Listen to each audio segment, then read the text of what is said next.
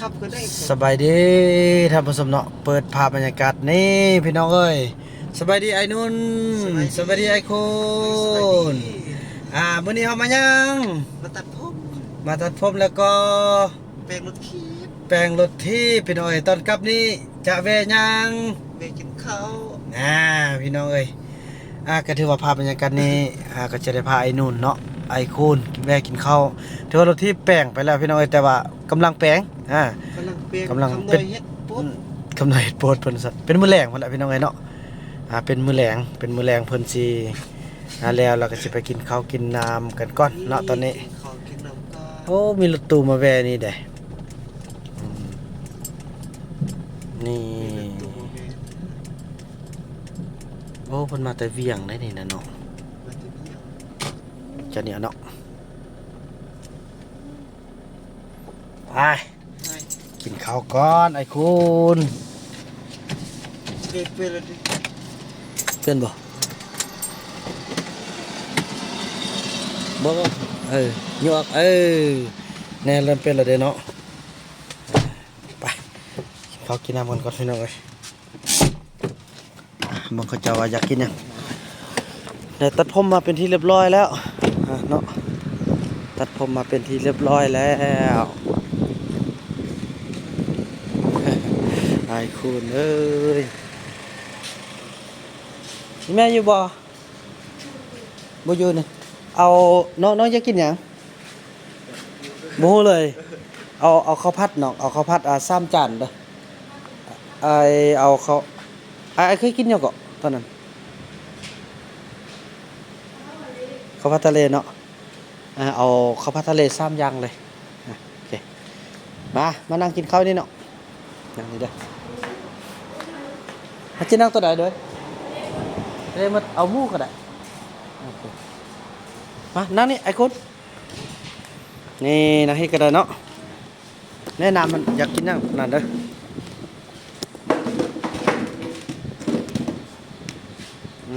นั่งเลย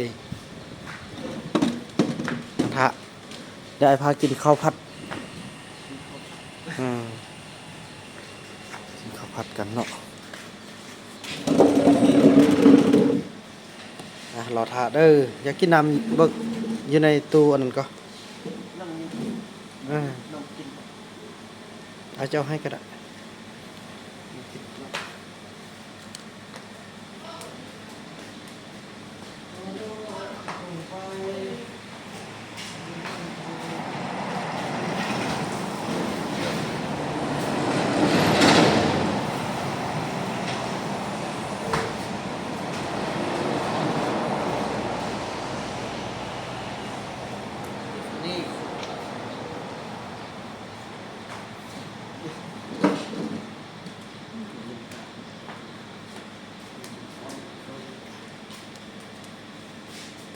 กึบทางไหนเนาะมันจะแจ้งดีโอ้ทางนี้แจ้งกว่ากินข้าวกันโดนละที่บ่ได้กินข้าวร่วมกับไอ้คูนไอ้นูนเนาะมื้อนี้ก็กินข้าวนำกัน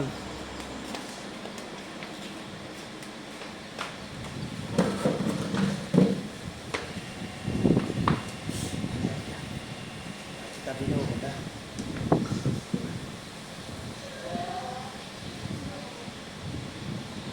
ซื้อหันเนี่ยมันได้บ่ดูนะ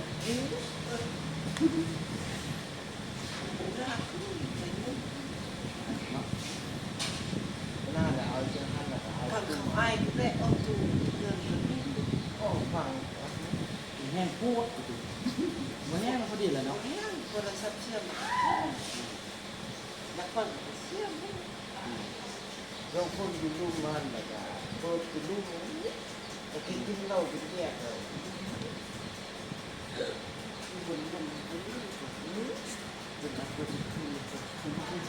มันสู้ได้ได้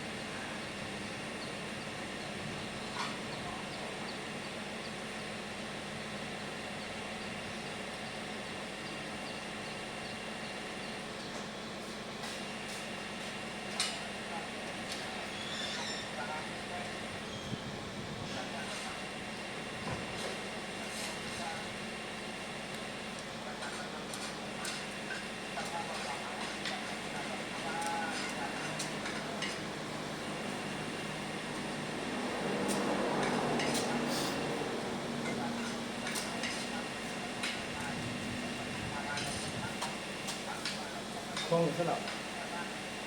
ใครเครื่องซื้อเลยหรอ นะ ใครเครื่องเลยดู ให้เครื่องเลยเด้อ รักเนื้อเลย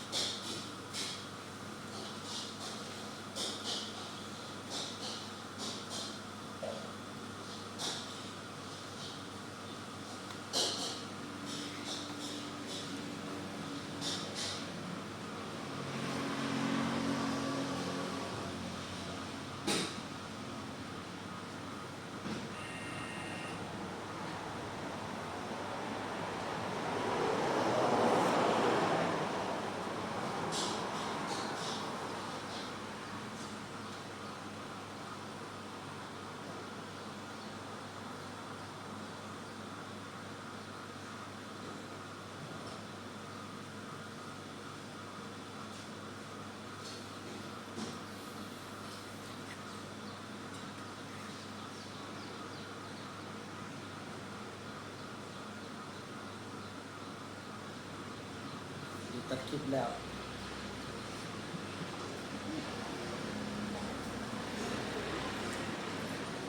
อยู่ระหว่างที่รออาหารการกินพี่น้องเลยเนาะสิละเบานำนะง่ายเบียกพี่น้องเลยโอเคพี่น้องเอ้ยแล้วก็ถือว่าอาหารก็มาฮอดมาถึงแล้วเนาะ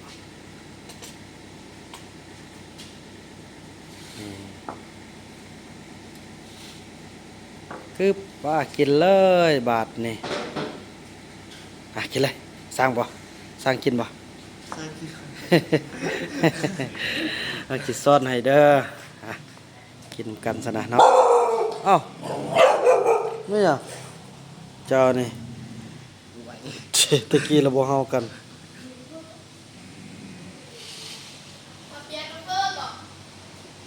เขาเปียกเตี้ยเอาเฟอร์วะเขาเปียกเข้าเฟอร์เลยเนี่ย ไปกินข้าวสบายดีจ้า เราลูกได้เข้าเลยไม่ทัน ไปกินข้าว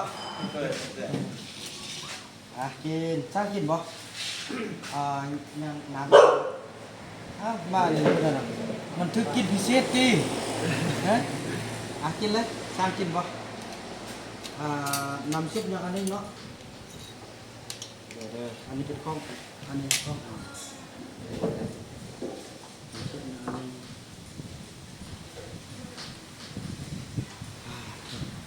คนกินเลยเนาะอันน้ำซุปอย่างอันนี้เนาะมาในเร็วเอาสิ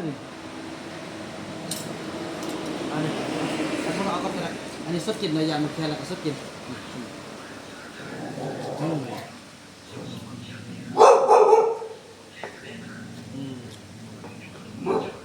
โอเคกินการมาเนี่ยอันนี้มักเผ็ดเลยเนี่ยแต่เราคนจะมักกันนะนี่ที่มักกอกเด้อมากนี่นะมูนังเชื่อเรามาเฮาแต่สดเลยอันนี้สดเลย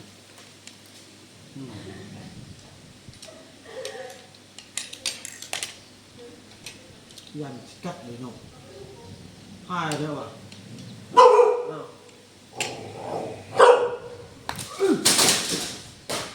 ไม่ได้เจ้าหนิฮะเบิ้งเฮ้ยเบิ้งไม่ได้โอ้บุญบุญจะนอนโลกัสโมมาดิเฮ้ยเนี่ยสนั่นเลยวะเมื่อมันเป็นเรียกแค่มันเท่าไหร่เนี่ยคือจะกัดเลยแหละตีนนี่ก็ต้องกัดมันเลยจะหายเอาหนอกมั่วเราไปกินข้าวกินน้ำชื่อนะเจ็ดอย่างนี้เขาว่าอย่าส้นอันเชียงนกเชียงกาเชียงมาเชียงแมวเป็นตัวนี้แหละเฮ้ยมันนี่แล้วกินข้าวกันเด้อเมื่อกี้มันก็ไปเรียกมันจีนน้องเลยข้าวแกงมันนั่นเองยาโน้พี่น้องไหมเนาะมันจะกินพิเศษแท้เดี๋ยวนี้กินอาทิตย์น้ำหนองมึง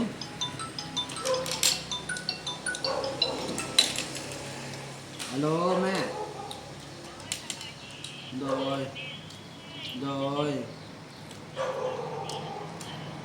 ดยส่งสกัดเมื่อวานนี่แม่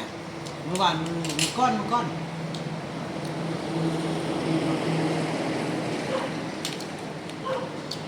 น่ะบ่ได้เฮ็ดตรงนั้น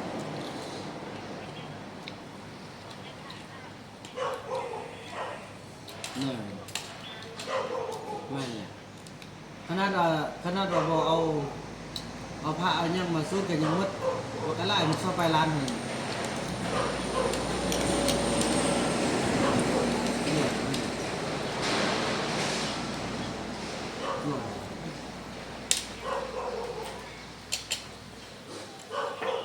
ร่วงเลย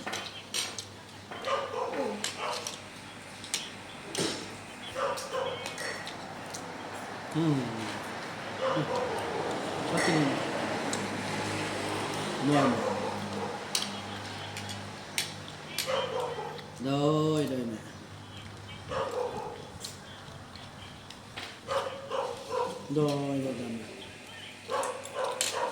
โดยเนี่ยกันลูกได้ไปกันนะแม่เนาะกันลูกได้ไปกันเนาะโอ้โดยเรียกก้อยนะโดย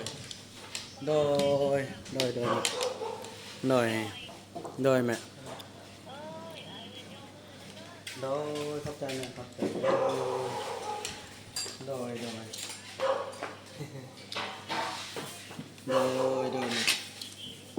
เป็นคนป้าที่อยู่ในเครื่องนี่ที่เป็นป้า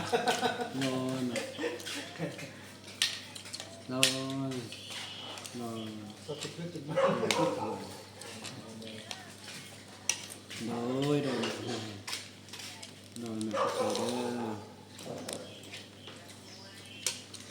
สาธุ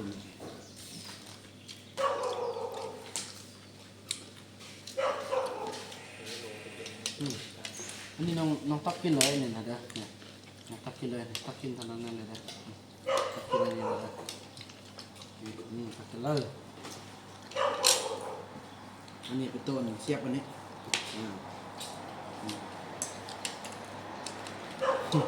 จะซ่อนทุกแนวทุกอันอยู่แล้ว คันไอ้นำไปปากอ่ะไอ้คุณก็ซ่อนอ้ายเนาะซ่อนอ้ายมาบ้านไอ้นำก็ซ่อนน้องเนาะ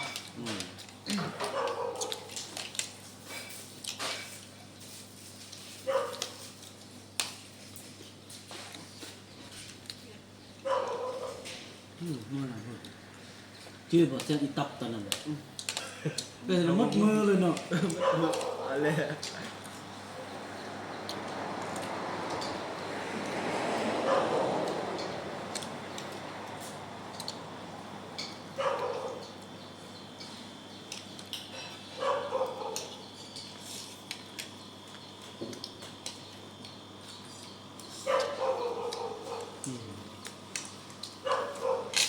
บ่วงอันนี้ตับตัวนี้จับตัวนี้กับสองอันนั่นเนาะถ้ามีบ่ได้ไปตัวนี้ซักตัวออกตัวนี้เอาสองอันเลยเนาะนี่เอาสองอันเลยเนี่ยมันจับบนนี้มันจับบนนี้สอง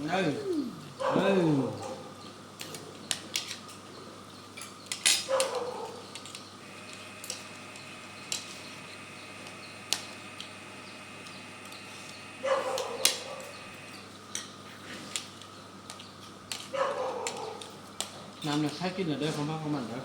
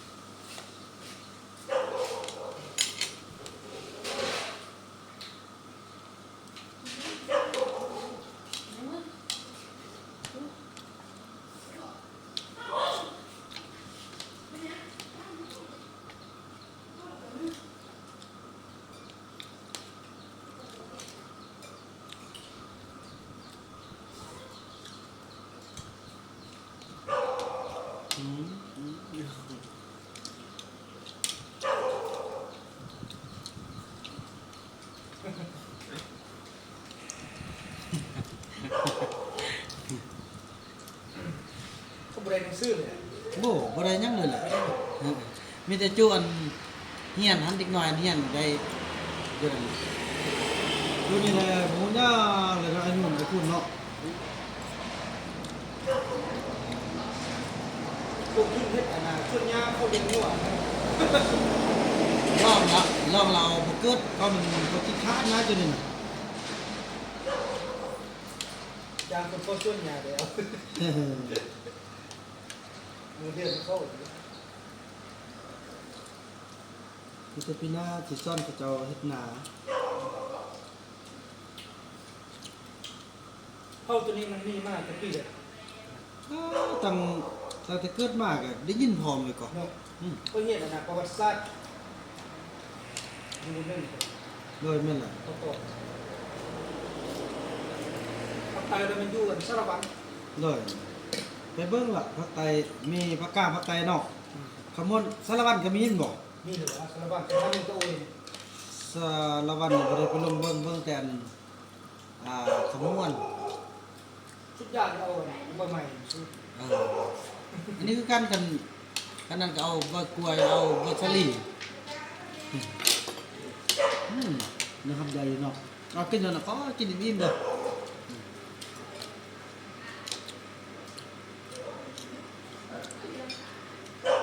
โอ้ย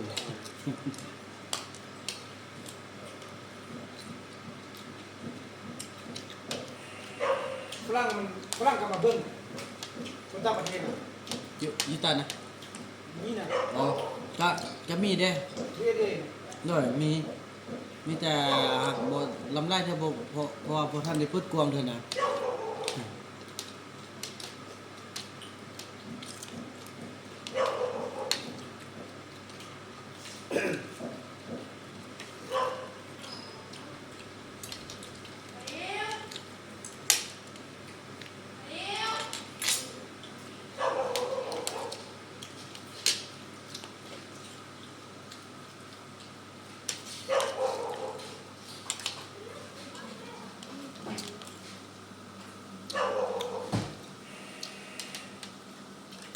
กาชิมุน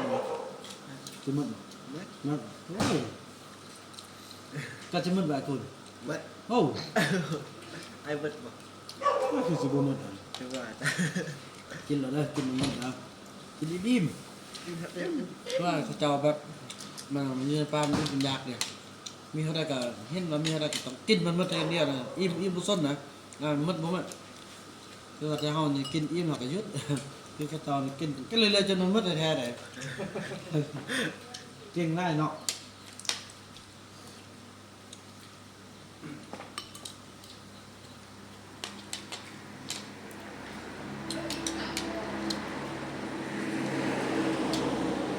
ตะกี้เขาเฮ็ดให้ ตอนนี้ในป้านี่บ่ได้เฮ็ดดอกเขาเจ้าเลื่อนลอยเอ็นไปห้อยนี่ห้อยหน้า เออ เอ็นไปปลูกสลีมีสุดหนึงเนาะปลูกเนาะมีแรงติปลูกแล้วบ่ฮอดกินนักสลีปลูกป้ามันแก่แล้วก็ป้านกเขานกกินซื่อๆนะบ่ฮอดกินมีแต่ปลูกแล้วก็เท่านั้นแหละเดี๋ยวนี้ฮู้หมดแล้วเดี๋ยวนี้เอามาอยู่ลองแล้วฮู้ละปลูกแล้วฮู้กินละฮู้ใครอยากได้เงินละบัดนี้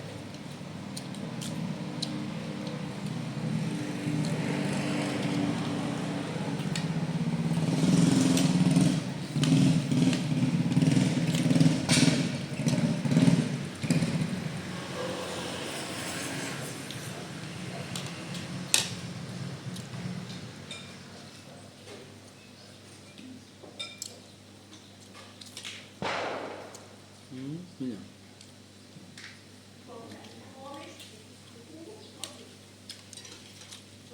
ปูยังมีมันอะไรเนาะ มันก็ ไม่ได้มีปูอัน มันชิ้นหน้าก่อนวันนั้นเนาะเขา มันเอา ไปเนาะ มันเอาไปกันงานมีมันเลยเนาะ ไปนอนอยู่คนจับ นายคุณเนาะเดี๋ยวนอน30,000เนาะเอามาขาย แต่ปูไม่ได้หรอก บุใต้นี่เขาใต้เขาเช่นไหน ปูใต้ก็ไอ้มันจะ50 ตัวครับปูใต้มันเต็มเป้าแม่ปูใต้ ว่าเป็นบอลเราขึ้นไปแล้วเขาตกลงอันห้วยแรงฮันแล้วขึ้นอันนั้นไปแล้วลงมันฮอตสั้นแยกกันนะอันนั้นหัวเช่นไหนบุเมียนเถื่ออันนั้นเอิ้นห้วย ไปเมีย บุเมียนซึ่งเอาไปนั่นนะ2 คนนะ แล้วเจ้าคนตกเพิ่นดอกเพิ่นหวด นั่นแหละไอ้หวดนี่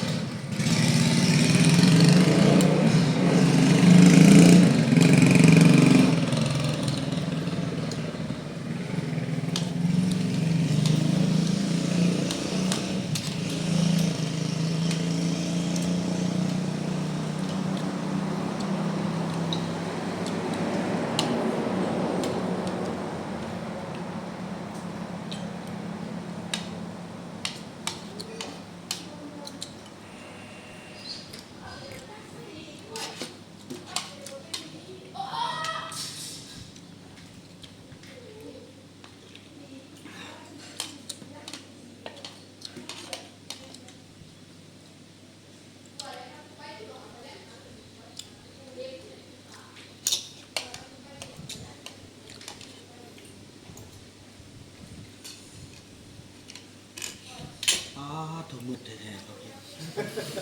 เก่งเลยมืดอีหลีเลย ตะกี้นี่กูมีเงินติดตัวเลยเนาะ บ่มีก็ดี